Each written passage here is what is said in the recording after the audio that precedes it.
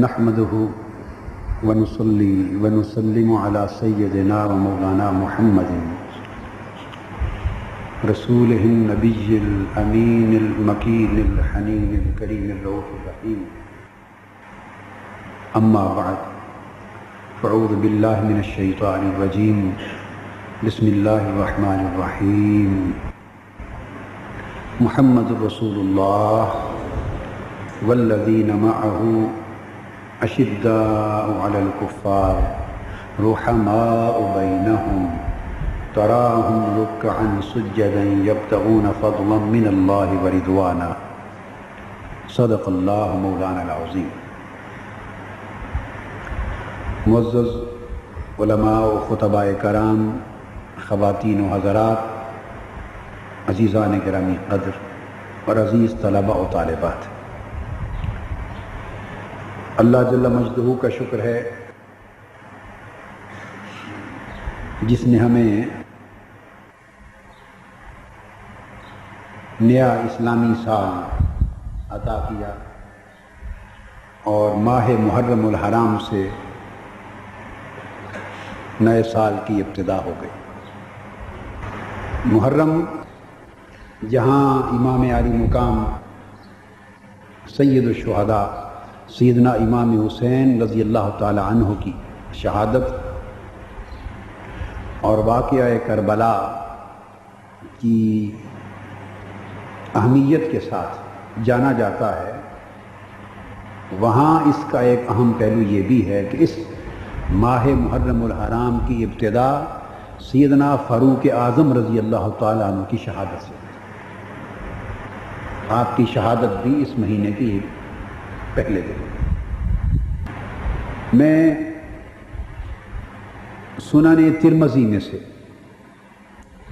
چند احادیث جو صحیح بخاری میں بھی ان میں سے بعض آئی ہیں، صحیح مسلم میں بھی ان میں سے بعض آئی ہیں اور جامع ترمذی میں بھی ہیں، چند احادیث کا ذکر کروں گا سیدنا فاروق اعظم رضی اللہ تعالیٰ عنہ کی مناقب اور آپ کے فضائل کے حوالے سے. حضرت ابو سعید خدری رضی اللہ تعالیٰ عنہ روایت کرتے ہیں کہ حضور نبی اکرم صلی اللہ علیہ وآلہ وسلم نے فرمایا: ما من نبی الا وله وزیران من اہل السماء ووزیران من اہل الارض. فرمایا کہ اللہ رب العزت کا کوئی ایک نبی بھی ایسا نہیں ہے، کوئی نبی بھی ایسا نہیں ہو گزرا جس کے دو وزیر زمین پر اور دو وزیر آسمانوں میں نہ ہوں.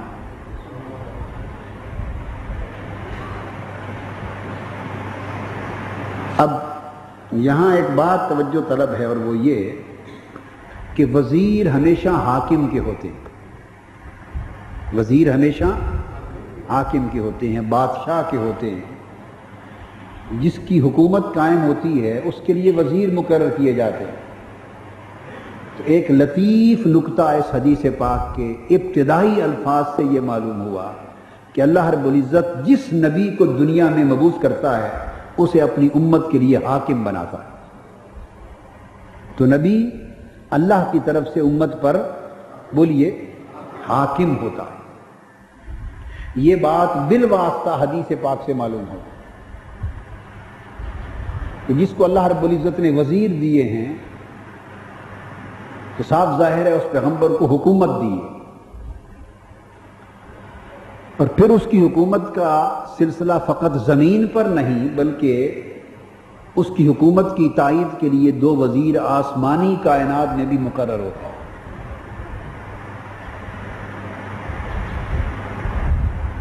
تو آپ نے فرمایا: فَأَمَّا وَزِيرَايَ مِنْ أَهْلِ السَّمَاءِ فَجِبْرَائِيلُ وَمِيكَائِيلُ. فرمایا آسمان میں میرے دو وزیر جبرائیل اور میکائیل علیہ السلام. وَأَمَّا وَزِيرَايَ مِنْ أَهْلِ الْأَرْضِ فَأَبُو بَكْرُ وَعُمَرُ. اور میرے زمین پر دو وزیر ابو بکر اور عمر رہے رضی اللہ تعالی عنہ. تو سیدنا صدیق اکبر رضی اللہ تعالی عنہ اور سیدنا عمر فاروق رضی اللہ تعالی عنہ کو اللہ رب العزت نے حضور علیہ الصلوۃ والسلام کی یعنی حکومت مصطفی کی وزارتیں عطا فرمائے، اور 2 وزیر آسمانی کائنات کے لیے مقرر ہوئے، 2 وزیر زمین کے لیے مقرر ہوئے۔ تو سیدنا فاروق اعظم رضی اللہ تعالیٰ عنہ کو ایک فضیلت یہ نصیب ہوئی کہ آپ خلفائے راشدین میں سے، خلفائے اربعہ میں سے پہلے 2 صحابہ میں سے، شیخین میں سے ہوئے جن کو حضور علیہ السلام کی حکومت میں وزارت کا منصب عطا ہوا۔ سیدنا فاروق اعظم رضی اللہ تعالیٰ عنہ وہ خوش نصیب صحابی جنہیں آقا علیہ السلام نے اللہ رب العزت سے طلب کیا اور ان کا قبول اسلام دعائے مصطفیٰ پہ ہوا۔ اس لیے سیدنا فاروق اعظم رضی اللہ تعالیٰ عنہ کو مراد رسول بھی کہتے ہیں۔ کیا کہتے ہیں؟ مراد رسول کہتے ہیں، طلب رسول کہتے ہیں، دعائے رسول کہتے ہیں۔ حضور علیہ السلام نے اللہ رب العزت کی بارگاہ میں عرض کیا، ابن عمر رضی اللہ تعالیٰ عنہ سے روایت ہے، ان رسول اللہ صلی اللہ علیہ وآلہ وسلم قال اللہم اعز الاسلام بأحب الرجلین الیک بأبی جہل وبعمر بن الخطاب قال وکان احبہما الیہ عمر۔ حضور علیہ السلام نے اللہ رب العزت کی بارگاہ میں دعا کی، اور یہ اس وقت کا واقعہ ہے جب تھوڑے لوگ اسلام قبول کر چکے تھے، یعنی ان کی تعداد ابھی 39 ہوئی تھی۔ جو صحابہ آقا علیہ السلام کے حلقہ بگوش سے غلامی ہوئے تھے، اور جن افراد نے قبول اسلام کے ذریعے آقا کی غلامی اور صحابیت کا شرف پایا تھا، اور صحابہ کرام کی جو جماعت اس وقت تک وجود میں آئی تھی، ان کی تعداد کتنی تھی؟ 39۔ یہ ویسے تاریخی بات بتا رہا ہوں، اس حدیث پاک میں نہیں ہے۔ 39 تعداد تھی۔ مجموعی طور پہ اسلام کی صورتحال کمزوری پر تھی۔ کفار، مشرکین اور سرداران قریش اسلام قبول کرنے والوں پر ظلم کرتے تھے، دست تظلم دراز کرتے، سختیاں کرتے، ان پر مصائب اور آلام ڈالتے۔ وہ چھپ چھپ کر نمازیں پڑھتے، چھپ چھپ کر عبادت کرتے، چھپ چھپ کر آقا علیہ السلام کے دیدار کے لیے دار ارقم آتے، اور چھپ چھپ کر آقا علیہ السلام سے دین کی ہدایات لے جاتے۔ نہ اپنا اسلام گھر میں ظاہر کرتے، نہ اپنا اسلام باہر ظاہر کرتے۔ اس طرح دبے دبے، چھپے چھپے قبول اسلام اور فروغ اسلام کا سلسلہ جاری تھا، اور جس شخص کے بارے میں قبول اسلام کی خبر ہو جاتی، سرداران قریش اور بڑے بڑے جو جابر تھے مشرکین مکہ میں سے، وہ ان کے اوپر ظلم کرتے، اذیتیں دیتے۔ ایسے حالات میں آقا علیہ السلام نے اللہ رب العزت کی بارگاہ میں دعا کی، عرض کیا باری تعالیٰ میں 2 نام تیرے حضور پیش کرتا ہوں، ایک عمر بن الخطاب کا اور ایک ابو جہل کا۔ کتنے نام؟ 2 نام تیری بارگاہ میں پیش کرتا ہوں، ابو جہل ابن ہشام اور عمر ابن الخطاب۔ 2 نام پیش کرتا ہوں، عرض کیا باری تعالیٰ ان 2 میں سے جو تجھے محبوب ہے اسے میری غلامی میں دے۔ ان 2 میں سے جو تجھے محبوب ہے۔ اب آگے کلام کیا تھا؟ دعا کے کلمات کہ اللہم اعز الاسلام، مولا ان 2 ناموں میں سے، ان 2 شخصوں میں سے جو تیرا محبوب ہے، جس سے تو راضی ہے، اس کو قبول اسلام دے، تاکہ اس کے ذریعے اسلام کو طاقت مل جائے، اس کے ذریعے اسلام کو عزت مل جائے۔ دعا کی باری تعالیٰ ان 2 میں سے ایک کے ذریعے اسلام کو عزت عطا کر۔ اب آپ اندازہ کریں، یہاں سے یہ پتا چلا کہ یوں تو ہم میں سے ہر ایک کو عزت کس کے ذریعے ملی؟ اسلام کے ذریعے۔ ہمیں عزت بولیے اسلام کے ذریعے ملی۔ تو کچھ لوگ وہ ہوتے ہیں جنہیں اسلام کے ذریعے سے عزت ملتی ہے، اور کچھ اللہ کے محبوب بندے وہ ہوتے ہیں کہ ان کے ذریعے سے اللہ اسلام کو عزت دیتا ہے، حالانکہ اسلام اللہ کے بندوں کا محتاج نہیں ہوتا۔ اسلام کی عزت کے لیے اللہ ہی کافی ہے، اسلام کی عزت کے لیے اللہ کا پیغمبر ہی کافی ہوتا ہے، مگر یہاں عزت سے مراد اسلام کو طاقتور کرنا، اسلام کو غالب کرنا، اسلام کو محکومی، کمزوری، مجبوری کی کیفیت سے نکالنا، اور اسلام سے مراد یہ ہے کہ امت مسلمہ کو اور مسلمانوں کو، کلمہ کو، مسلمانوں کو عزت دینا، تاکہ اسلام پر کفر کا اور دشمنان اسلام کا ہاتھ اونچا نہ رہے۔ یہ معنی ہے اسلام کو عزت ملنے کا۔ تو عام مسلمان اسلام سے عزت پاتے ہیں، اور خواص لوگ وہ ہوتے ہیں کہ ان کے ذریعے اللہ اسلام کو عزت دیتا ہے، عالم اسلام کو عزت دیتا ہے، اور امت مسلمہ کو عزت عطا کرتا ہے۔ تو سیدنا فاروق اعظم رضی اللہ تعالیٰ عنہ جماعت صحابہ میں سے وہ خوش نصیب ہیں کہ آقا نے اپنی زبان مبارک سے عرض کیا کہ مولا اگر عمر مسلمان ہو جائے تو اس کے ذریعے اسلام کو عزت مل جائے، یعنی اسلام کو طاقت، تمکنت، شوکت اور غلبہ نصیب ہو جائے، اور دشمن میلی آنکھ اٹھا کر اسلام کی طرف دیکھ نہ سکے، یعنی یہ اسلام کی حفاظت کا باعث بن جائیں گے۔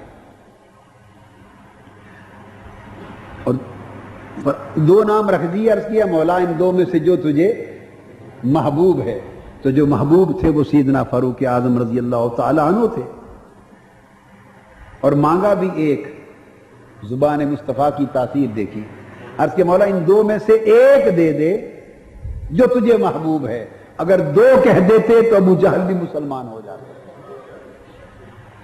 زبان مبارک سے ایک مانگا، اللہ نے ایک عطا کر دیا جو محبوب تر تھا، اور پھر جس کو ترک کر دیا وہ مرتے دم تک کافر رہا، مرتے دم تک کافر رہا۔ اور آگے پھر حدیث پاک کے الفاظ ہیں، فرمایا لہذا اللہ کو عمر ہی عزیز اور محبوب تر تھے، سو یہ آقا علیہ السلام نے دعا کی، صبح ہوئی تو سیدنا فاروق اعظم حضور کے قدموں پہ آ گئے،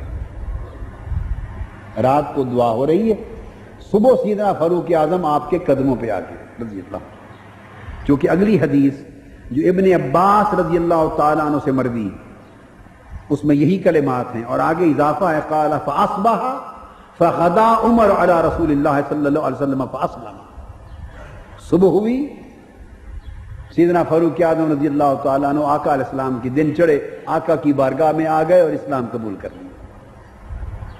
ایک دن کا بھی وقفہ دعا اور قبولیت میں نہیں پڑا۔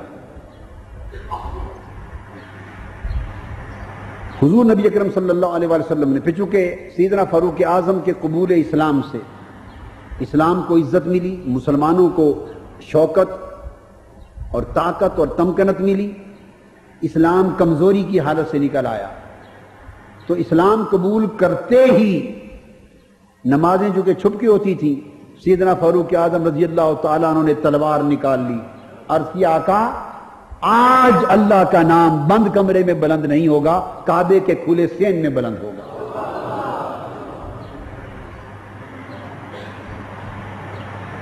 آپ یہ جرأت سیکھیں، آپ بھی یہ جرأت سیکھیں، ایمان مضبوط رکھیں، یقین محکم رکھیں، اور ہمیشہ زندگی جرأت کے ساتھ گزاریں۔ عرض کیا یا رسول اللہ صلی اللہ علیہ وسلم آج اسلام اللہ اکبر کا جو کلام ہے یہ صحن کعبہ میں کھلی فضا میں بلند ہوگا۔ آقا نے اجازت دے دی تو سیدنا فاروق اعظم رضی اللہ تعالیٰ عنہ نے کعبہ کے صحن میں کھڑے ہو کے اذان دی۔ وہ پہلی اذان تھی کھلی فضاؤں میں جو سیدنا فاروق اعظم کے قبول اسلام پہ گونجی۔ اب اسلام آواز اذان کی سن کر کافر، مشرک، جابر، ظالم، سردار، ہر کوئی غنڈے جو بڑے بڑے مشرکوں کافروں کے غنڈے تھے، دہشت گرد تھے، آواز اللہ اکبر کی ہر طرف جو گونجی، اشہد ان لا الہ الا اللہ، اشہد ان محمد رسول اللہ، جو آواز گونجی لوگ دوڑے، کون ہے یہ آواز بلند کرنے والا اسلام کی تاکہ اس کا سر کچل دیں۔ جو شخص آگے آتا سیدنا فاروق اعظم کا سراپا دیکھ کے واپس مڑ جاتا، اللہم اعز الاسلام بعمر، یا اللہ عمر کے ذریعے اسلام کو عزت عطا کر، سو وہ ہو گئی۔ اور یہ دبدبہ آپ کا الحمدللہ آپ کے دور خلافت تک برقرار رہا۔ پھر اللہ رب العزت نے آپ کو وہ فضیلت عطا کی۔ اب فضیلت کا ایک نقطہ ہے، ہر چند کے اجتماعی اور کلی فضیلت میں تو سیدنا صدیق اکبر رضی اللہ تعالیٰ عنہ سیدنا فاروق اعظم سے افضل ہیں. جب ہم اجتماعی اور کلی فضیلت کی بات کرتے ہیں تو پھر ترتیب ہے خلفائے راشدین کی. سیدنا صدیق اکبر سیدنا فاروق اعظم سے افضل ہیں. مگر کچھ جزوی فضیلتیں ہوتی ہیں. کیا؟ ان کو آپ کہتے ہیں اسپیشلٹیز کہتے ہیں، تخصصات کہتے ہیں. بعض ایسی فضیلتیں ہوتی ہیں جن میں حضور کے صحابہ میں سے اور خلفائے راشدین میں سے اور اہل بیت اطہار میں سے کوئی نہ کوئی ایک کسی ایک چیز میں منفرد، ممیز اور ممتاز ہوتا ہے، اس شان کا حامل ہوتا ہے کہ اور کوئی اس میں ان کے ہم پلہ اور برابر نہیں ہوتا. یہ جزوی فضیلت ہوتی. ایسی جزوی فضیلتیں کئیوں کے پاس ہیں اور ایک کی دوسرے پر ہوتی رہتی. اس کا مطلب یہ نہیں ہوتا کہ ان فضیلتوں کی وجہ سے کوئی یہ فیصلہ کر دے کہ یہ ساری کلی فضیلت کا باعث ہو گیا. کلی اور جزوی فضیلت کا فرق نہ سمجھنے کی وجہ سے بعض لوگوں میں اعتقادی اور مسلکی جھگڑے ہوتے رہتے ہیں. کوئی کہتا ہے فلاں افضل ہے، کوئی کہتا ہے فلاں افضل ہے، کوئی کہتا ہے فلاں افضل ہے. یہ جو افضلیت کے جھگڑے ہیں اس کا سبب یہ ہے کہ کلی اور جزوی فضیلت کو سمجھا نہیں جاتا. مثال کے طور پہ آپ میں سے 10 آدمی ہیں، ایک آدمی آپ میں سے علم میں باقی 9 سے زیادہ ہے، ایک آدمی ان میں سے مگر دوسرا ان میں تقوی طہارت میں پاکیزگی میں سب سے زیادہ ہے، تیسرا ان میں کثرت عبادت میں اور زہد اور ورع اور ریاضات اور مجاہدات میں سب سے زیادہ ہے، چوتھا ان میں مثال کے طور پہ جہاد کرنے میں اور اللہ کے دین کے لیے قربانیاں دینے میں بہت زیادہ ہے، سب سے زیادہ ہے، کوئی دین کے لیے سخاوت کرنے میں سب سے زیادہ ہے. اس کا مطلب یہ نہیں کہ اس کے اندر باقی خوبیاں اور باقی فضیلتیں نہیں ہیں، باقی بھی ہیں مگر اوروں سے اس فضیلت میں وہ زیادہ ہے. تو اس طرح جزوی فضیلتوں میں ایک پر دوسرا فائق ہوتا ہے. لیکن جب آپ اوورآل ڈیسیژن لیتے ہیں اوورآل تو اس میں ساری خوبیوں کو، مناقب کو، فضائل کو، اچھائیوں کو جمع کرتے ہیں اور آپ دیکھیں نا ایک ایوریج نکالتے ہیں، ایک اوسط نکالتے ہیں، پھر سب کا گراف نکالتے ہیں. ایک نظام دنیا میں ہے نا ایک فائنل ڈیسیژن لینے کا، اور پھر آپ کہتے ہیں کہ یہ ان سارے 10 میں افضل ہے. اس کو کلی فضیلت کہہ دیتے ہیں. تو سمجھیں کلی فضیلت میں تو سیدنا صدیق اکبر رضی اللہ تعالیٰ عنہ افضل ہیں. یہ اہل سنت کا عقیدہ ہے. اہل تشیع شیعہ حضرات کے عقیدہ میں وہ سیدنا علی شیر خدا رضی اللہ تعالیٰ عنہ کو افضل مانتے ہیں سب سے. اہل سنت کا عقیدہ یہ ہے کہ جس طرح 4 خلفائے راشدین کی ترتیب ہے یہی ترتیب فضیلت ہے. یہ ہمارا عقیدہ ہے. سیدنا صدیق اکبر، پھر سیدنا فاروق اعظم، پھر سیدنا عثمان غنی، پھر سیدنا علی شیر خدا رضی اللہ تعالیٰ عنہ. یہ اہل سنت کا عقیدہ ہے. اہل تشیع کا عقیدہ اپنا، وہ سیدنا علی شیر خدا کو افضل مانتے ہیں، اور بعض اہل تشیع باقی 3 صحابہ کے بارے میں عقیدہ بھی بہتر نہیں رکھتے. بعض فضیلت کی حد تک عقیدہ رکھتے ہیں، سب و شتم نہیں کرتے. الگ الگ اقسام ہوتی ہیں، لیکن فضیلت کے مسئلے پر جھگڑے نہیں کرنے چاہیے. کوئی ذوق میں یہ کہہ دیتا ہے ہم مرتبہ ہیں یاران نبی، کچھ فرق نہیں ان چاروں میں. یہ ایک انداز ہے یکجہتی، وحدت، یگانگت اور قوت پیدا کرنے کا. تو کوئی اس پر جھگڑا شروع کر دے کہ انہوں نے برابر مرتبہ کہہ دیا، اس نے کہا نہیں برابر کہاں ہے، وہ افضل ہیں، اس نے کہا وہ نہیں وہ افضل ہیں. تو یہ چیزیں جھگڑے، تفرقہ، فتنہ، فساد کے لیے نہیں ہوتے. یہ فضیلتیں، مراتب اس لیے دین میں نہیں قائم کیے گئے کہ امت ان پر جھگڑے کرے. اب یہاں آ کے ہمارے مشرب اور ہمارے طریقے اور اکثر اوروں کے طریقے میں یہاں فرق آ جاتا ہے.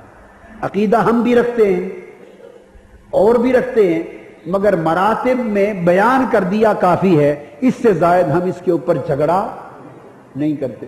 پھر آگے کچھ لوگوں کے ذوق ہوتے ہیں، کچھ لوگوں کے، اور ذوق اور وجدان کے بنا پر کسی کا رجوع کسی کی طرف زیادہ ہوتا ہے، کسی کا رجوع کسی کی طرف زیادہ ہوتا ہے.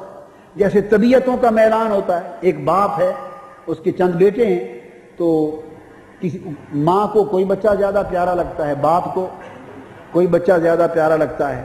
تو وہ یہ ایک طبیعت کا رجحان ہوتا ہے. ممکن ہے افضل تو کوئی اور ہو، ساروں میں. اور باپ کو جو بچہ بہت پیارا لگ رہا ہے ممکن ہے سب سے زیادہ شرارتی بھی وہی ہو. مگر اب پیار پر کوئی قید ہے؟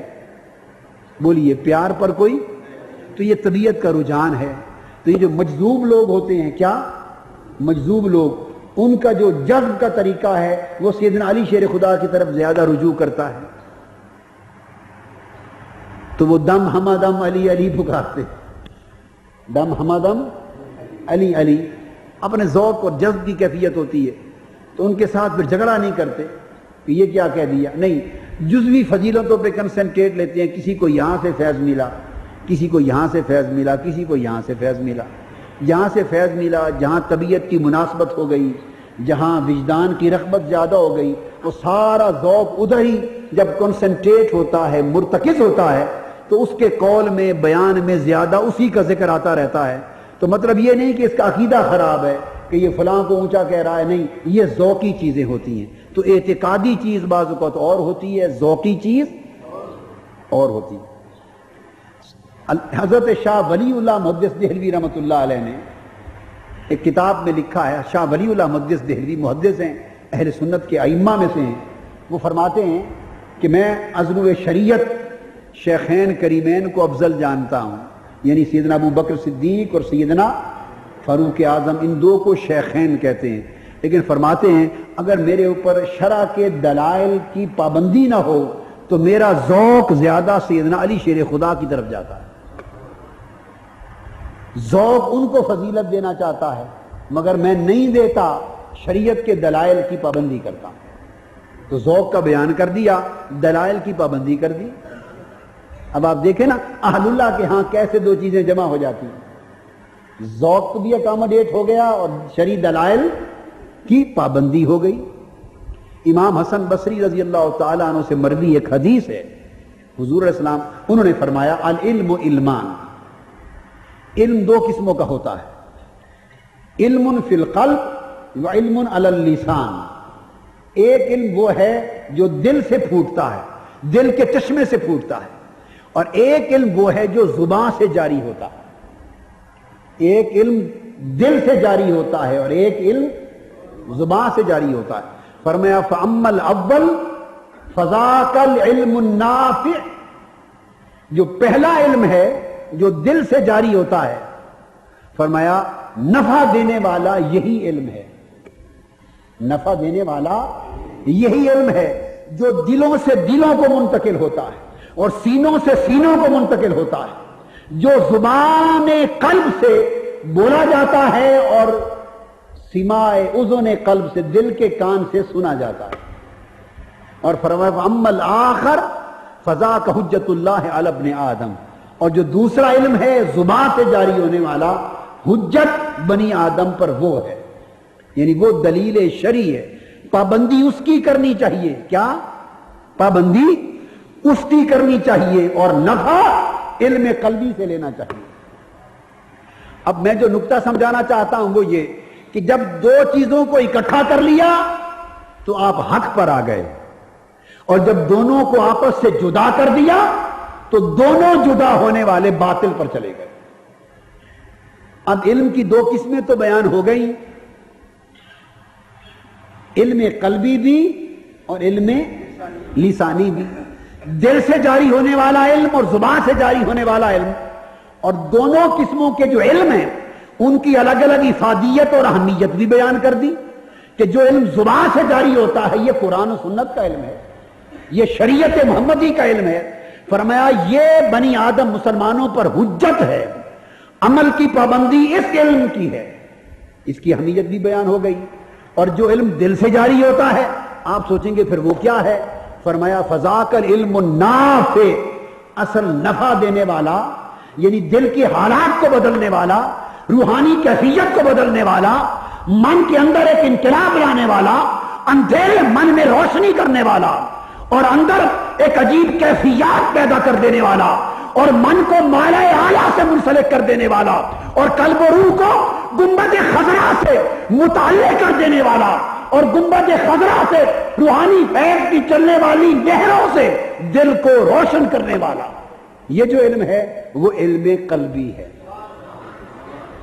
اب دو قسمیں لوگوں کی ہو گئیں. بعضوں نے کہا دیکھو بھائی چونکہ اصل نفع تو دل کے علم سے ہے لہذا شریعت والے علم اور زبان والے علم کی ضرورت ہی کوئی نہیں. وہ ملنگ بن گئے. کیا ملنگ بن گئے اور پھر بنتے بنتے مخالف شریعت ہو گئے, تارک شریعت ہو گئے. اور جب وہ تارک شریعت ہوئے تو دل کا علم بھی ان کے لیے نافع نہ رہا. دل کا علم ان کے لیے نفع دینے والا نہ رہا. وہ نفع تبھی دیتا اگر اس کے ساتھ علم شریعت کا پردہ قائم رہتا. جب تم نے اسے ہٹا دیا تو آپ ننگے ہو گئے, نہ اس کا نفع رہا. تو جن لوگوں نے طریقت کو باطن بنا کر ملنگی کی راہ اختیار کر لی, ترک شریعت کی راہ اختیار کر لی اور ڈھونگ رچا لیا, وہ لوگ مخالف شریعت ہوئے. اب جو مخالف شریعت ہے وہ جو کرتا پھرے, جو کہتا پھرے, وہ شیطان ہے. وہ کیا ہے؟ اور ادھر دوسری طرف وہ تارک طریقت اور مخالف طریقت خشک ملا ہو گئے, خشک مولوی, مخالف طریقت, مخالف روحانیت, تو خشکی ہوئے نا. جن کے بھانڈے میں کچھ نہ رہا انہوں نے کہا کہ جب حجت زبان کا علم ہے قرآن و سنت تو قلبی علم کی ضرورت ہی کوئی نہیں. انہوں نے یہ چھوڑ دیا اور انہوں نے وہ چھوڑ دیا. سو وہ بھی حق سے محروم ہو گئے اور یہ بھی حق سے محروم ہو گئے. اب اس کی دو مثالیں سن لیں. مثال کے طور پہ آپ سب لباس پہن کے بیٹھے تو اصل چیز کیا ہے جس کے ذریعے حرکت ہو رہی ہے, زندگی چل رہی ہے, کام کاج ہو رہا ہے؟ لباس کپڑے سے یا جسم سے جو اندر ہے؟ اصل کیا ہے؟ اصل تو جسم ہے. تو کپڑا ایک پردہ ہے, ٹھیک ہے. اب ایک کہے جی یہ پردے کو کیا کرنا, اصل چیز تو اصل ہے. تو اگر اپنا کپڑے لباس کا پردہ اتار کے پھینک دیں, ابھی علامہ غالب الزمان لباس اپنا اتار کے پھینک دیں تو آپ کیا کریں گے؟ انہیں کیا کریں گے؟ ان کے ہاتھ چومیں گے, کہیں گے ان کو کیا ہو گیا. آپ اگر لباس اتار دیں کوئی عزت کرے گا آپ کی؟ آپ اتار دیں ایک لمحے کے بعد عزت کرے گا, لوگ آپ کی طرف دیکھیں گے بھی نہیں. اب میں جو نقطہ سمجھانا چاہتا ہوں آپ پوچھیں بھئی کیوں نہیں دیکھ رہے؟ یہ وہی جسم تو ہے جس کی تعریف کر رہے تھے, کہہ رہے تھے کہ سارا کمال اسی جسم اور جان کا ہے. تو تم پہلے تو دیکھ ہی نہیں رہے تھے, میں تو جسم دکھا رہا ہوں. تو کہیں گے نہیں اب ادھر منہ کر کے نہیں دیکھنا, اس کو ڈھانپو لباس سے پھر دیکھیں گے. تو اب آپ کو سمجھ آ گئی نا کہ لباس جو ظاہر ہے اور جسم جو جسم کے اندر ہے لباس کے, دونوں کی اپنی اپنی افادیت ہوتی ہے. تو اصل لباس اور پردے میں رہے تو اچھا لگتا ہے. پھر آگے آ جائیں, اس سے آگے چلیں. جسم, تو جسم اصل ہے یا جان اصل ہے؟ یہ 5.5-6 فٹ کا جسم اگر پورا پڑا ہو اور روح نکل جائے, روح, تو آپ اس جسم کو سنبھال کے رکھتے ہیں؟ کوئی بڑا ہی محبوب بیٹا ہو کسی کا, جان سے بھی زیادہ اولاد ہو اور فوت ہو جائے تو کیا ہوتا ہے؟ جسم تو گھر ہی پڑا ہے نا, روح نکل گئی. یہ اولاد کے لیے باپ ہو, بڑی عزت تکریم کا باعث ہو, روح نکل جائے, جسم تو گھر پڑا ہے نا, تو آپ اس کو رکھتے ہیں کہ چلو کیا ہوا, روح ہی نکلی ہے نا, جسم تو ہے, اس کو 1 سال 6 مہینے رکھتے ہیں اپنے پاس. کوئی رکھتا ہے؟ رات بھی نہیں گزرنے دیتے, کہتے ہیں دفنا آئیں جا کر. اس کا مطلب ہے نکلی تو روح, نکلی تو روح. اور آپ اب اسی جسم کو جس سے پیار کرتے تھے ایک دن رات بھی اپنے گھر رکھنے کو تیار نہیں ہے. کہتے ہیں بو پڑ رہی ہے, بدبو ہو رہی ہے, متعفن ہو رہا ہے. تو پتا چلا کہ وہ جو نظر آتا تھا ظاہر, وہ جو نظر آتا تھا, جو ظاہر تھا, اس کی قدر و قیمت بھی اس شے سے تھی جو اندر تھی اور نظر نہیں آتی تھی. تو گویا نظر آنے والے کی قدر و قیمت بھی اس حقیقت کے باعث ہے جو خود ہے مگر نظر نہیں آتی. اس کو باطن کہتے ہیں. تو ظاہر کی قیمت باطن کے ساتھ ہے, ظاہر کی قیمت باطن کے ساتھ ہے. اور اگر جسم نہ ہو تو روح تو پھر بھی ہوتی ہے عالم ارواح میں. تو اس کا کوئی رشتہ بنتا ہے آپ کے ساتھ؟ اس کا رشتہ بھی تو جسم کے ذریعے سے بنا، اور جسم کا رشتہ روح کے ذریعے سے بنا۔ جسم ہے تو روح سے آپ کا رشتہ ہے، اور روح جسم کے اندر ہے تو جسم سے بھی آپ کا رشتہ ہے۔ تو پتہ چلا جسم کی سلامتی کے لیے روح کا ہونا ناگزیر، اور روح سے پیار کے لیے جسم کا ہونا ناگزیر۔ تو ظاہر اور باطن اکٹھا ہو تو قدر و قیمت برقرار رہتی ہے، الگ ہو جائیں تو نہ جسم کی قدر نہ روح کی قدر۔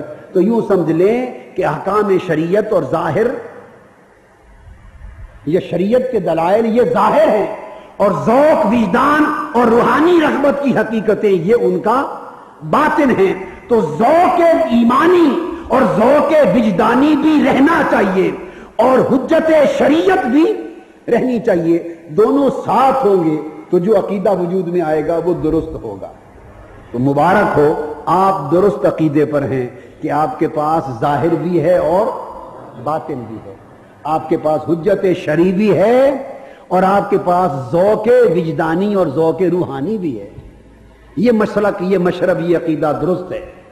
امام مالک رحمۃ اللہ علیہ نے فرمایا من تصوف ولم یتفقہ فقد تزندق، ومن تفقہ ولم یتصوف فقد تفسق، ومن جمع بینہما فقد تحقق۔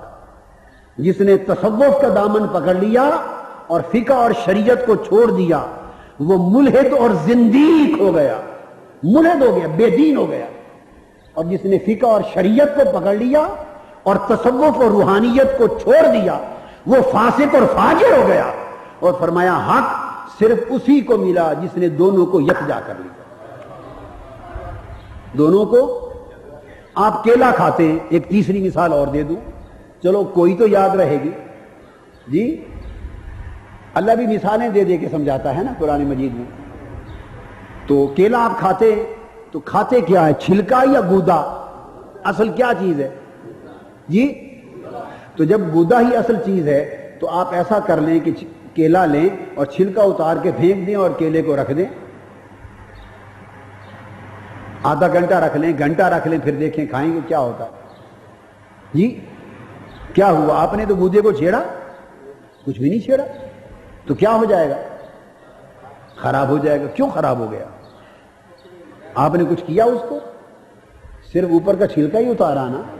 وہ جو ظاہر تھا تو ظاہر اس کے اوپر تھا تو گودا سلامت تھا، ظاہر اتر گیا تو گودا برباد ہو گیا۔ اسی طرح ہے نا بس۔ تو ظاہر کو باطن سے جدا نہیں کرتے۔ یہ بعض لوگ ایسے پیروں کو بیعت کر لیتے ہیں اور ان کے ساتھ ان کی مجلسوں میں جا بیٹھتے ہیں جو کہتے ہیں یہ نماز مولویوں کا کام ہے، یہ ظاہر بینوں کا کام ہے۔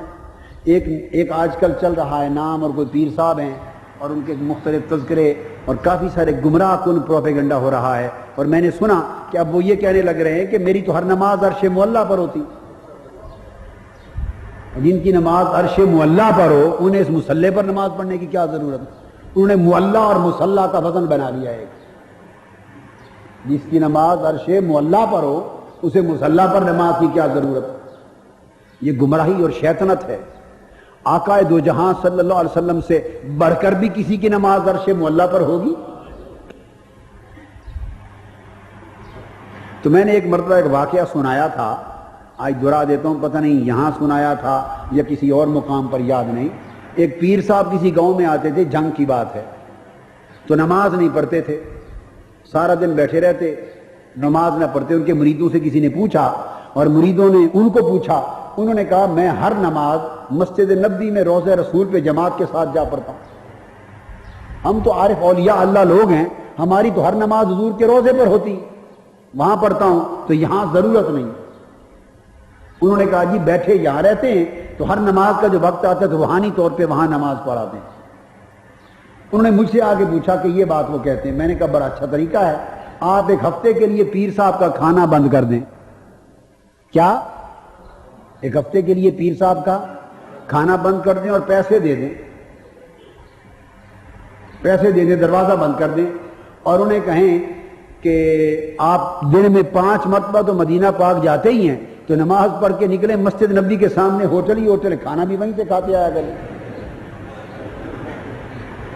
نور علی نور، نماز بھی پڑھیں کھانا بھی مدینہ پاک سے کھائیں. ہم غریبوں کا کیوں کھاتے ہیں؟ وہ کسی کی سمجھ میں یہ بات آ گئی، اس نے ایک دن پیر کے ساتھ کیا، پیر اپنا بستر بوریا اٹھا کے بھاگ گیا، پھر آئے گا. تھوڑی عقل اور دانش رکھنی چاہیے. دین اور شریعت سے بلند کوئی شے نہیں ہے.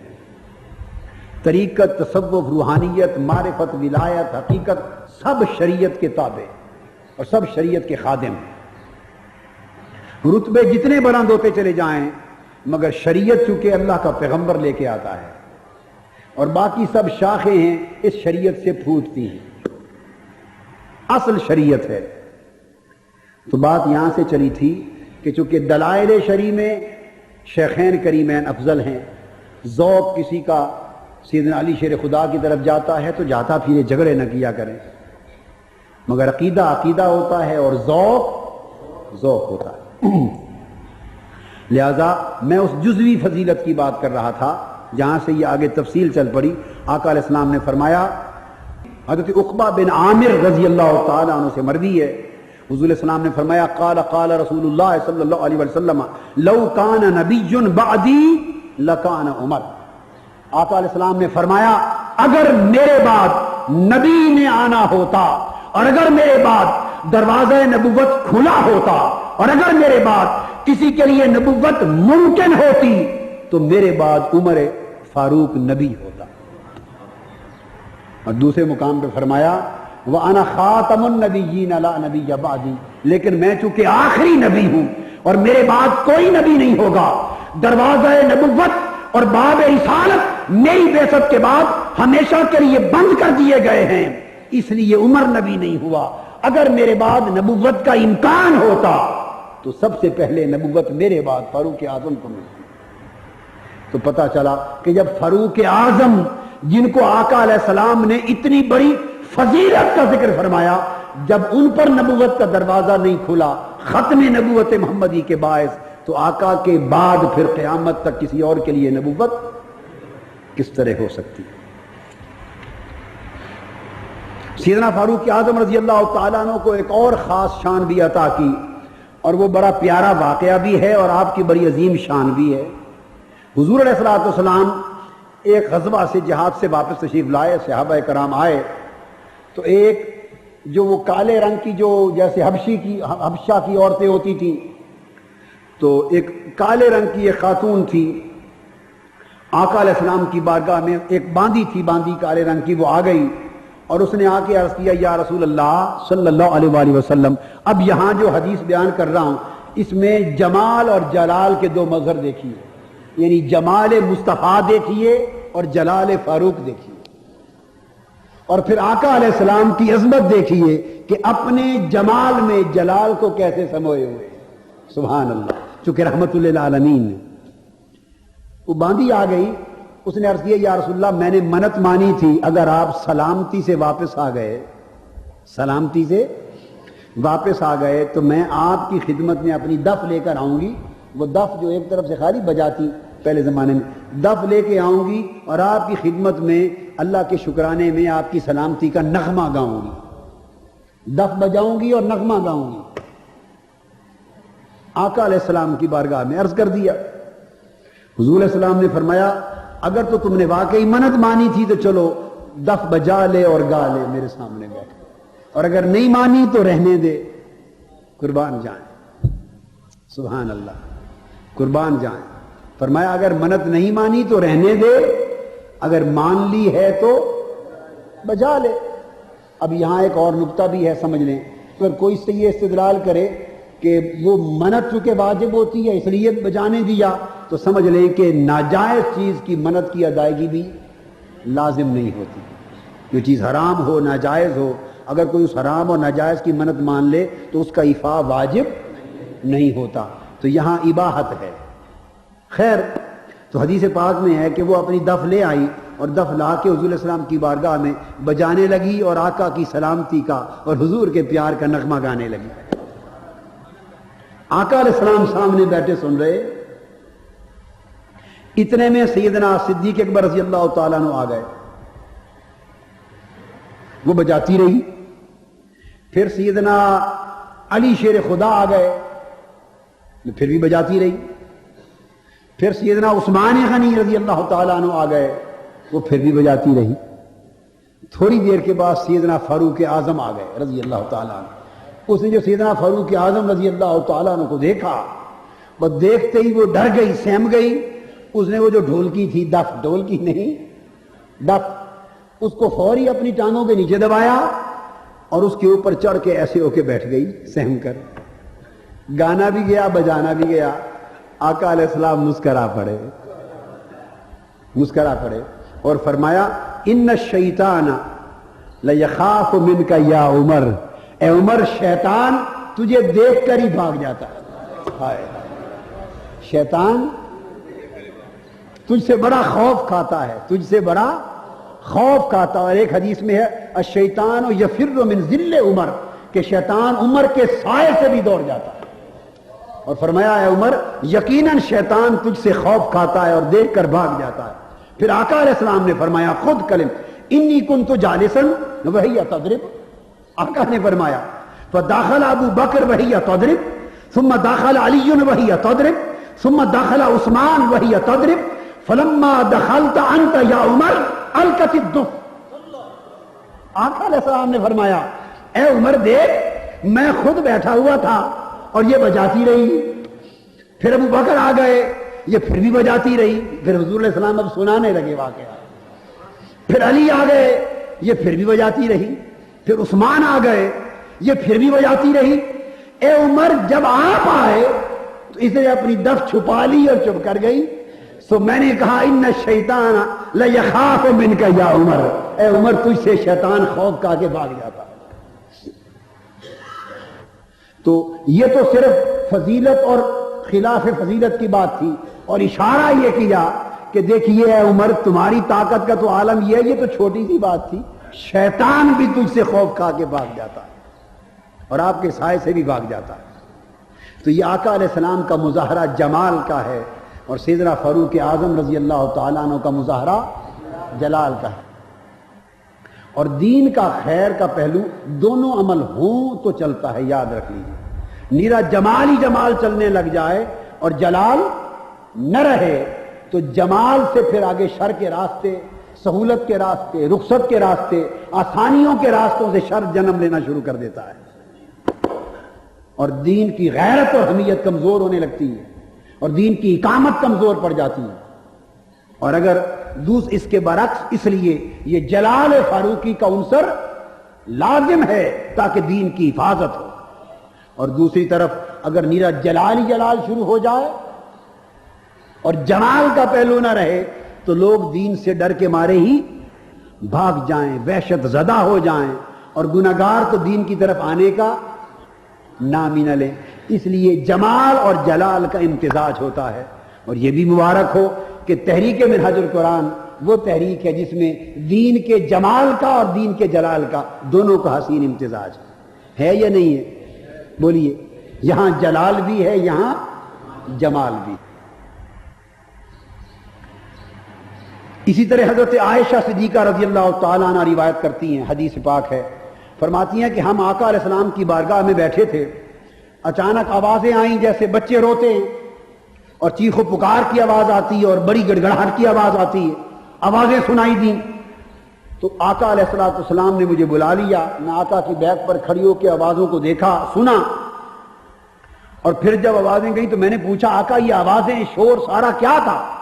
فقال رسول اللہ صلی اللہ علیہ وآلہ وسلم انی لانظر الی شیاطین الجن والانس قد فروا من عمر. فرمایا کہ میں دیکھ رہا تھا اے عائشہ یہ جو آوازیں آ رہی تھی, فاروق اعظم ادھر سے گزر رہے تھے اور انسانوں اور جنوں کے شیطان عمر فاروق سے ڈر کے بھاگ رہے تھے, اور یہ ان کے فاروق اعظم کے خوف سے شیاطین کے بھاگنے کی آوازیں آ رہی تھی. قالت فرجعت, تو میں نے یہ سنا دیکھا اور پھر واپس پلٹ گیا. تو شیاطین انس و جن سیدنا فاروق اعظم کے دبدبہ ایمانی سے ڈر کے بھاگ جاتے ہیں. یہ اللہ پاک نے آپ کو اس لیے, کیوں کہ آپ کو اللہ پاک نے حفاظت دین کی ذمہ داری سونپنی تھی, اقامت دین کی ذمہ داری سونپنی تھی, اور سیدنا فاروق اعظم نے دین کے تمکن کو زمین پر اس طرح برپا کیا کہ آپ سرزمین مدینہ پر چٹائی پہ سو رہے ہوتے اور روم کا کیسر اور ایران کا کسرا شہنشاہ اپنے بادشاہ اپنے تخت پر ڈر کے جلال فاروقی کے ڈر سے کانپ رہے. مصطفیٰ کا شیر مدینے کی چٹائی پہ سویا ہوتا اور کیسر و کسرا اپنے تخت پہ جاگتے ہوئے بیٹھے دبدبے سے ڈر رہے ہوتے. اس لیے آپ کے ذریعے اللہ نے دین کو تمکن اور دین کی تمکنت کو بحال فرمایا اور دین کی غیرت و حمیت کو زندہ فرمایا اور دین کی حفاظت ایک ایک گوشے کی حفاظت فرمائی. حضور صلی اللہ علیہ وسلم نے یہ بھی فرمایا اور یہ بھی حضرت عائشہ صدیقہ رضی اللہ تعالیٰ عنہا سے مروی. آقا علیہ السلام نے فرمایا کہ پہلی امتوں میں ایسے لوگ ہوتے تھے جن سے اللہ کلام کرتا تھا. سبحان, ایسے لوگ ہوتے تھے جن سے اللہ کلام کرتا تھا.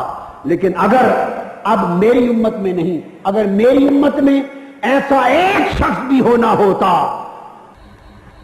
ایسا ایک شخص بھی ہونا ہوتا جس سے اللہ کلام کرتا تو وہ فاروق اعظم عمر فاروق ہوتے. حدیث میں آقا نے فرمایا قد کان یکون فی الامم محدثون فإن یکو فی امتی احد عمر بن الخطاب. فرمایا پہلی امتوں میں محدث نہیں, محدث جن سے اللہ کلام کرتا, محدث ہوتے تھے جن سے اللہ ہم کلام ہوتا تھا. فرمایا اگر میری امت میں ایک شخص بھی ایسا ہونا ہوتا تو وہ عمر بن الخطاب ہوتا. لیکن پھر وہی بات کہ اب وہ اللہ کے براہ راست کلام اور وحی کا سلسلہ میری بعثت کے بعد منقطع ہو گیا ہے, اب کسی سے نہیں ہوگا. آخری حدیث حضرت انس بن مالک رضی اللہ تعالیٰ عنہ روایت کرتے ہیں اور فرماتے ہیں کہ ایک روز ہم آقا علیہ السلام کے ہمراہ احد کے پہاڑ پر کھڑے تھے. ان رسول اللہ صلی اللہ علیہ وسلم صعد احدا, آقا علیہ السلام پہاڑ احد کے پہاڑ پر تشریف فرما تھے. ابو بکر و عمر و عثمان, ابو بکر صدیق بھی حضور کی معیت میں تھے اور حضرت عمر اور حضرت عثمان یہ بھی حضور علیہ السلام کے ساتھ تھے. ہم آقا علیہ السلام کے ساتھ تین صحابہ احد کے پہاڑ پر بیٹھے تھے. اچانک پہاڑ جو احد کا پہاڑ تھا وہ وجد کرنے لگ گیا. لفظ تو یہ ہے کہ اس نے ایک زلزلہ کپکپی بپا ہوئی. کیا ہوئی؟ کپکپی. تو میں کہوں گا کہ احد کا پہاڑ اپنی خوش نصیبی پہ وجد کرنے لگا, ناچنے لگا کہ کیا میرا نصیب ہے, آج مصطفیٰ مجھ پہ بیٹھا ہے. ابو بکر صدیق بیٹھے ہیں, عمر بیٹھے ہیں, عثمان بیٹھے ہیں. وہ کبھی اس کا وجد تھا. جو بھی کہیے ذوق کی بات ہے. تو آقا علیہ السلام نے ایک حدیث میں ہے کہ قدم مارا اور ایک حدیث میں فرمایا اسبت احد, اے جبل احد رک جا, اے جبل احد تھم جا, فإنما علیک نبی و صدیق و شہیدان.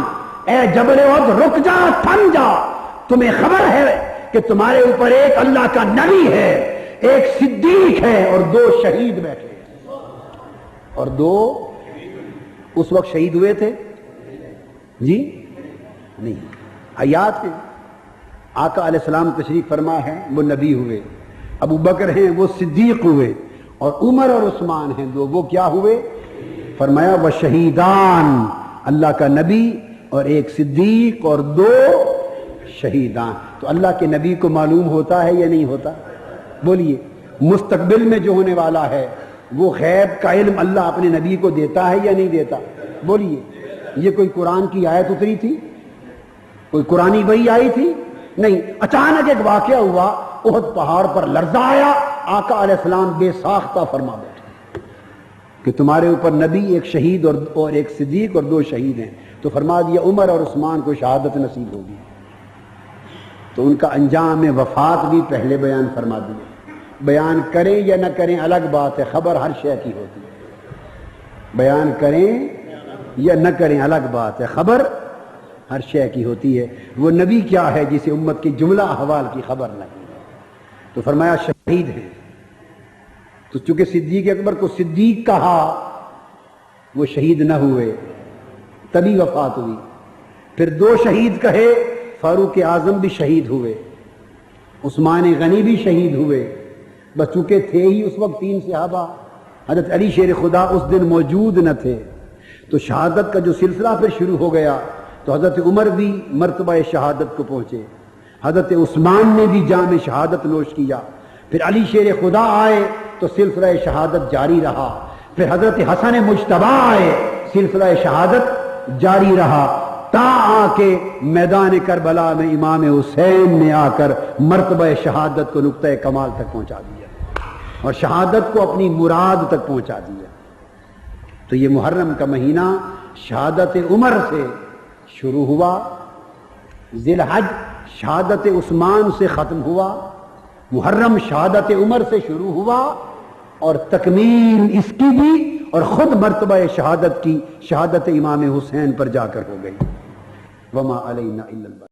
چھوڑا دیتی ہے فکر غیر سے تاثیر میں خانہ، چھوڑا دیتی ہے فکر غیر سے تاثیر میں خانہ، چھوڑا دیتی ہے فکر غیر سے تاثیر میں خانہ، چھوڑا دیتی ہے فکر غیر سے تاثیر میں خانہ، بندی ہے یار کی دہلیز سے زنجیر میں خانہ، بندی ہے یار کی دہلیز سے زنجیر میں خانہ،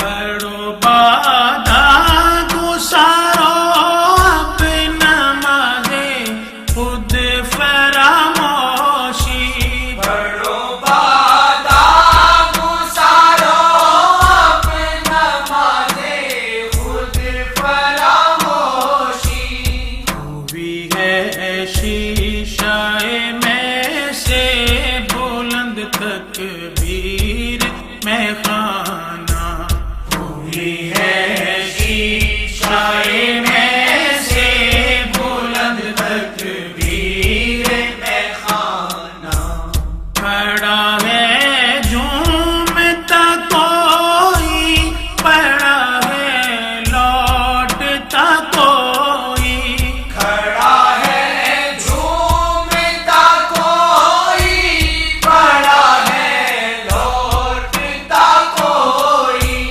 عجب قدسی صفت ہے میں کش و تصویر میں خانہ، عجب قدسی صفت ہے میں کش و تصویر میں خانہ، نہ دے مینا نہ دے ساغر مجھے اس کی نہیں حاجت، نہ دے مینا نہ دے ساغر مجھے اس کی نہیں حاجت، نگاہ مست کافی ہے تیری اے پیر میں خانہ، نگاہ مست کافی ہے تیری ہے پیر میں خانہ، گنہگاروں میں میں بے خودی تقسیم میں ہوتی ہے، گنہگاروں میں بے خودی